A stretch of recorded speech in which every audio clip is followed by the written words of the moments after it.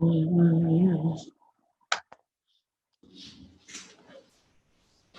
Rabbi. Hi, is it live?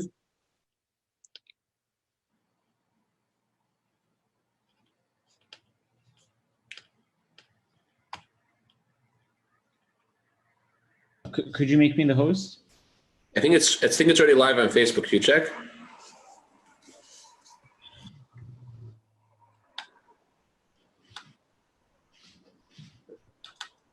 Oh yeah, it is. Oh wait, no. Let me check. Let me see. Yeah, it is live. Okay, great. Thank you very much, Menachem Mendel. Thank you, everyone, for joining. So tonight we're going to begin our series of Halacha in depth, and it's not going to be hard to follow, although it does require a little bit of background to follow the details. So I'll try to go through all the 39 malachos of Shabbos as they're explained in the Code of Jewish Law in a way that is pertinent for us nowadays for keeping the laws of Shabbos. The first malacha, the very first thing that's forbidden to do on Shabbos, that the Torah says we can't do on Shabbos, is plowing. You're not allowed to plow a field in order to plant something there. You're also, the second malacha on Shabbos is you're not allowed to plant. Now, between plowing and planting, there are a lot of other things that are done to the field, and then eventually, after you plant, you harvest. And after you harvest, there are a lot of things done to the field. So questions like this: after you plant the seeds, before you harvest them, you need to water the ground, you need to water the seeds. What is the prohibition exactly of watering the seeds? There are two of the 39 malachas are plowing and planting, but what about watering the seeds? What is that? So the Talmud says in Moed Katan, page Bais and Bais, that in order for someone to be liable for transgressing the laws of Shabbos, they have to be warned. And they have to be warned that they're transgressing Shabbos for the specific malacha, of the specific act that they're doing, and they have to be told, you can't do this because this is forbidden on Shabbos. Now, if someone is plowing, the person is warned, don't plow on Shabbos. You're not allowed to do this on Shabbos. Someone is planting a seed, they're warned not to plant the seed. What if someone's watering their field, they're watering the seeds? Which one of the 39 malachas is that? So there's an argument in the Talmud between Rabbah and Rabbi Yosef. Rabbah says watering the seeds is forbidden because watering the seeds is part of the malacha of plowing.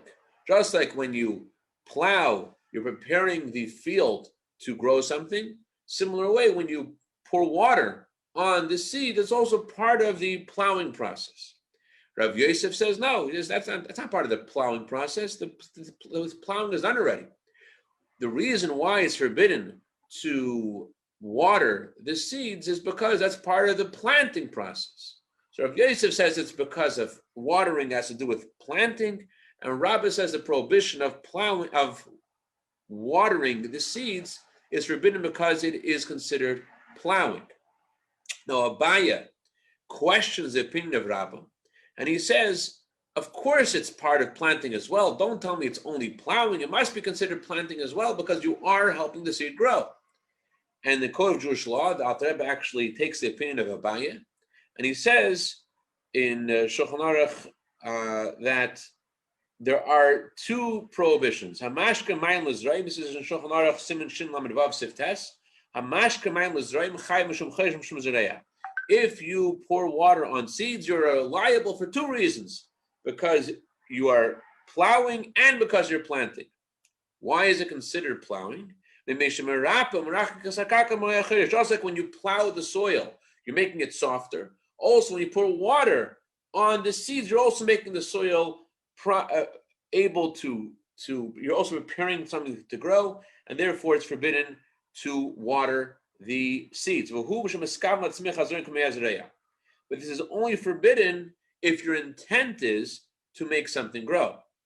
Only with your intent that you're pouring the water there for the sake of something to grow, then it's considered forbidden. Now, it sounds like from the Alter Rebbe that if you don't have intent and you do the same thing, it's not forbidden. However, the Alter Rebbe says that there's two prohibitions that are happening. One is the prohibition of plowing, and the other is the prohibition of planting. Only the prohibition of planting, for whatever reason we're not going to get into now, is affected by your intent. But the prohibition of plowing doesn't matter what your intent is. Even without your intent, it's still considered that you're violating the malachas of Shabbos. As long as you pour water on an area where there are seeds, you are violating the malacha of plowing. Now, what does that have to do with us nowadays? How does this affect us? So there is a very practical nafkamina, a very practical thing, as he says in Shin Lamed Vav over here. Someone eats in a garden. So be careful. Don't wash your hands before we eat bread. We wash our hands. Don't wash your hands on the grass outside, because you're going to be watering the grass. And although you have no intent of watering the grass, there's a rule in Shabbos called psik reisha. Psik reisha means, literally, psik reisha means if you take someone's head off, so the person will die. In a similar way, doesn't matter what your intent is, as long as you are pouring water on the grass, you're helping them grow, and therefore it's forbidden to do that on Shabbos. And therefore, you have to be careful not to wash your hands on the grass. Now, what if you are going to eat your meal on Sukkot in the Sukkah? This would seem a very practical halachic implication. You want to eat your meal in the Sukkah, and you want to wash your hands before you eat the bread. What should you do? So the Alter Rebbe says you can't wash your hands on the grass. Okay, so what should you do? So what many people do is they take out to the sukkah a cup and a shissel, and they wash their hands in the shissel. Okay, that's a great way out of the problem. However, what if you're going with a bunch of kids to the sukkah, and older children, younger children? It's not so easy to make sure that everyone's washing into the shissel. So it would seem the easy option to do would be everyone to go into wash in the house. But it's not so simple if you could wash in the house, as we'll get to that in a second. So washing on the grass is a problem. What if there's no grass? So it would seem washing if there's no grass is no issue, right? But there are other issues. Even if there is no grass, there's an issue. Let's say your sukkah is on a porch, and you wash your hands on the floor over there in the sukkah, and the water spills onto the street. So the Alter Rebbe says that although you have no intent of pouring the water on the street, but still the water is being poured onto the street, and therefore it is forbidden to do this on Shabbos. So you're pouring the water in one place, the water is streaming onto the street. It's considered like you carried the water from a private domain to a public domain on Shabbos, and therefore there's a problem, even though you're washing your hands inside a private domain, you're not carrying it directly, but just like you can't throw a ball from a private domain to a public domain, similarly, if you're pouring the water, it's going to spill in the public domain, it's a problem. However, the Alter Rebbe says there is a way out of this. Way out of this is if the private domain it's like 6 feet by 6 feet, or in Halacha, it's 4 amas by 4 amas. Each amma is about 1.5 feet to 2 feet. So if you have 6 feet by 6 feet, you're pouring the water not directly onto the public domain, not even on the area that's neighboring the public domain. You're pouring it a little bit away from the public domain, a few feet away. So Alter Rebbe says that's also not considered to be a problem, because it's not koychay, it's called koyach koychay. You're washing hands in one place because there's a slope. The slope is carrying the water from the private domain to the public domain, and that's not your responsibility. You're washing hands in one place. If it happens to leak in the public domain, you didn't do it. So in that scenario, it will be okay if there's not any grass, just cement. So, but the cement is a larger area. It would seem there's no issue, but there could be an issue, because the Alter Rebbe says that if you have, it says in Shin Siman Shun Yud Zayin, Shin Nun Zayin Sif Ches, the Alter Rebbe says if you have a little wooden canal and it's causing the water to directly flow into the public domain, so then, although you're washing it in one place, because it's going to be poured into the public domain, because the canal, the little pipe that you have, is not able to absorb the water, so it's considered like you're pouring the water directly from the private domain to the public domain, and therefore it would be a problem to wash your hands in the sukkah if it's going to be on the cement too. If there's no drain, if there's a drain, the water is going to drain. But pouring it on the cement in a way that's eventually going to spill on the public domain, even if your sukkah is large enough that it's not directly being spilled onto the public domain, but because the cement is similar to that wooden canal, it's as if you're pouring the water in a way that's going to eventually lead to the public domain. Therefore, that would be an issue. Okay, so that's your sukkah. Your sukkah is not grass. Your sukkah is on top of cement, but it's close enough that the water is going to spill into the public domain. So what do you do? So it seems like the best thing would be to go wash indoors. So if you look in Shulchan Aruch, it talks about the scenario of washing indoors in Siman Reish Ayin Gimel, and it says there is another issue, not an issue about plowing, but the issue is about what's called Kiddush Makam Suda. Whenever you make Kiddush on Shabbos, you have to make Kiddush in the same place that you have the meal. So it says if you wanted to make Kiddush b'bayis, make Kiddush in your house, and you want to eat in a different house, whether you had in mind when you make Kiddush that you're going to go into another house, or whether you didn't have in mind, doesn't matter. Your Kiddush cannot work unless you eat the meal where you make Kiddush. If you make Kiddush in one place and you go to another house to eat, doesn't work. What's considered another house? So he says clearly, another house is a courtyard where the room isn't directly attached to the house. There's a courtyard, and there's a room in the courtyard. There's a little back house there. If the back house is touching the house, it's considered part of the house. If it's not, then it's considered like a different house. And therefore, if you make Kiddush in your house and you wanted to eat your meal in the room, in the courtyard, it wouldn't work. And so a sukkah, unless the sukkah is touching your house, the sukkah would not be considered like a part of the house. If it's part of the house, by the way, that also doesn't work automatically. If you make Kiddush, let's say in your living room, and you want to eat your meal in your kitchen, so in the same house, your intent that you wanted to continue your meal in the kitchen would work. And therefore, you decided that you're going to eat your meal in the kitchen when you make Kiddush. So your Kiddush will be considered a kosher Kiddush, because although you ate your meal in a different place, and Kiddush is supposed to be in the same place that your meal is supposed to be in the same place you made Kiddush, but because it's in the same house, your intent carries the Kiddush from the place you made Kiddush to the place that you're going to eat, and it works. But to the sukkah, since the sukkah is not directly touching your house, there's a little bit of sky between your house and the sukkah, so your intent doesn't work, and therefore the halacha is that the Kiddush is not kosher. The Kiddush has to be in the same place of the meal. Now, you may argue, well, how does this happen in the first place? What is the Alter referring to? How you making Kiddush in your house and eating in the sukkah? So technically, halachically, although our custom is that we don't eat anything outside the sukkah, but halachically, there's no strict obligation to drink wine inside a sukkah.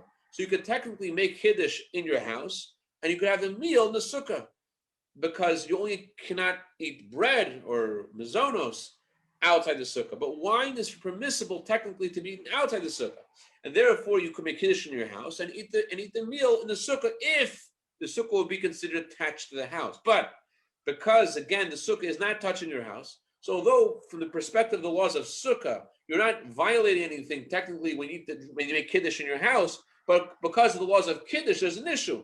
Kiddush is in one place, the meal is in somewhere else. It doesn't connect. So how does your Kiddush at home going to work for the sukkah? It doesn't. So in a similar way, it would seem if I make Kiddush in the sukkah, and I go inside the house to wash, and I come back outside to the sukkah, I interrupted the kiddush, and therefore the kiddush would not work because the kiddush has to be in the place that I ate. So what should I do? If I can't wash it. I can't make kiddush and wash it in the sukkah because I'll spill on the grass or it's going to spill into the street. I can't go back in the house either because if I go back in the house, kiddush has to be in the same place that I ate. So if you look carefully, the Alter Rebbe says that in the laws of kiddush in Siman Reish Ayin Gimel, that your kiddush doesn't necessarily have to be uninterrupted between the kiddush and the meal. If you left the place of kiddush and you came back, you made kiddush, let's say in your dining room, and you went outside for a second, you came back to your dining room. Since your meal and your kiddush are in the same place, so therefore your kiddush is kosher. But although you left for a second, it doesn't matter. Since the kiddush was in the same place that you ate, you had to leave for a second. Something called your attention. Your baby's going to run out to the street. You have to go run out to the street for a second. Your kiddush is still kosher because you had the meal in the same place you had kiddush. So similarly, it would seem you make kiddush in your home. In your sukkah. You go into your home for a second to wash, or not a second. It takes a couple of minutes, and then you go back out into the sukkah. So that would seem to work. But the Alter Rebbe does say in Sifhei, you have to eat the same place you make kiddush immediately. If you left the place of the kiddush, and then you come back and you eat there, he says doesn't work. But the Alter Rebbe is not referring to this scenario. The Alter Rebbe is referring to a scenario where there's two problems: where you left the place you make kiddush, and there was a significant amount of time interrupting your kiddush and your meal.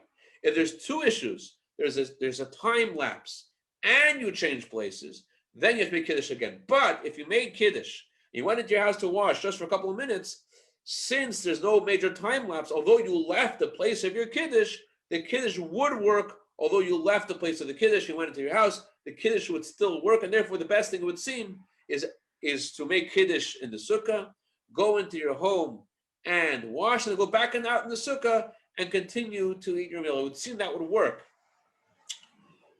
So you don't have the problem of the grass, you don't have a problem of carrying from place to place and the water spilling into the public domain, and your kiddush is in the same place as the Suda. It would seem that everything is good, but there's a fourth problem. The fourth problem is, the Alter Rebbe says in Siman Kuf Samach Vav, he says, he says you're not allowed to wash your hands in one place and eat the challah in a different place. You can't wash in one house, eat the challah in a different house. So therefore, if you're washing in your house and there's interruption between the separation between your sukkah and your house, it would seem that's a problem. But the truth is that many poskim say that it's not a problem. The reason they say it's not a problem, I know I'm incriminating myself over here because I always take the bucket and the shissel outside, and the rest of my family washes inside, and they always say, Tati, it's kosher. The truth is that they're right, according to many poskim, it is kosher. I'll tell you why it's kosher. Even though the Alter Rebbe says you can't interrupt your washing by walking from house to house, and it seems like you're walking from house to house. But you look carefully, the Alter Rebbe equates walking from house to house to another scenario. The Alter Rebbe says, once you wash, you're not supposed to walk 22 amas. Again, an amma is equivalent to either a foot or a foot and a half or 2 feet. So you can't walk 36 or 44 feet after you wash. So therefore, it would seem there's an issue to how long does it take to walk 44 feet? Halachically, how long is the interruption to walk 44 feet? So halacha says to walk a meal, which is a larger distance, takes about 18 minutes according to one opinion, or 22 minutes according to another opinion. So walking 44 feet is going to take you about 15 seconds. So you're not allowed to not only walk 44 feet between washing and eating, you're not allowed to wait the amount of time it takes to walk 44 feet. So that's what it says in Shulchan Aruch. But if you notice, nobody's careful about that. Every Jewish home, they make kiddush, they go wash in one room, and there's a large gap between the time people wash until they actually consume the challah, because many people in the household are washing. So it could be 10 kids and guests. It could be another good 5, 10, 15 minutes between the kiddush, between the washing and the meal. And the reason why that's okay is because Shulchan Aruch isn't referring to a necessary interruption, as it says over there. Walking from the place you washed to the place you eat is not considered an interruption. Why? Because it's necessary for the meal. Since it's necessary, every Shabbos you wait several minutes between washing and hamotzi. You're waiting far more than 15 seconds. So technically the 15 seconds would be a problem, but he says it's not a problem. Why? Because it's necessary for the meal. So in a similar way, walking from house to house, they argue, is also not a problem, because just like you're not allowed, we say it's okay to wait the 15 seconds between washing and eating. Again, it doesn't matter the amount of space, it matters the amount of time. And everyone is not careful to wait this amount of time. So the logic follows, washing in your house and then eating in the sukkah is also okay, because it's for the sake of the meal. So it may take 10 minutes to wash and then have the challah, but it's still kosher according to this opinion, because you're waiting for your whole family to wash. It's all for the sake of the meal. When Shulchan Aruch said you can't wait 15 seconds or you can't walk for 44 feet, it's talking about a scenario where you're walking for no reason. But if you're walking for the sake of the meal, or you're waiting for everyone else to wash or your family to wash, that's not considered a separation, and therefore it is kosher to, according to these opinions, to make kiddush in your sukkah, go in your house and wash from mates, and then continue and have the meal in the sukkah is not an issue at all. Because just like every Shabbos, you wait more than a few minutes till you eat, so too, the distance between your house and the sukkah is also not an issue, because it's all for the purpose of eating. As it says clearly over there, in Siman Kuf Samach Vav,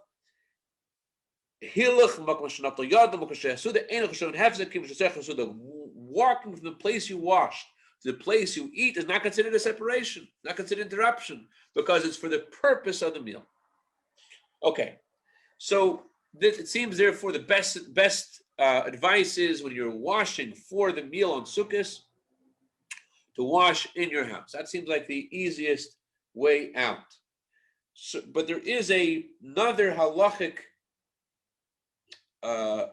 ramification of this law of watering seeds on Shabbos, and that is, let's say you take your children out to a park, and there is a water fountain over there, and they want to take a drink. So their issue is that the water is going, if kids play around, it's possible the water could spill on the grass. Or let's say you are drinking outside, and is there an issue? It's not your field. The whole problem, it would seem, with water spilling is because your intent is you're helping your grass grow, or your seeds grow, or your vegetables grow. But if you're going to a park where it doesn't belong to you, it would seem that might be okay, because you have no intent in helping these things grow, because they don't belong to you anyways. But the author says that although you have no intent in causing these things to grow, he says if you go to Ginas Chavere, you go to your friend's garden, in Shulchan Aruch Siman Shimon Mavav in Sif Tes, even if you're eating in your friend's garden, or you're eating in a non-Jew's garden, you have no intent, no interest at all that the grass should grow there. It's called in Halacha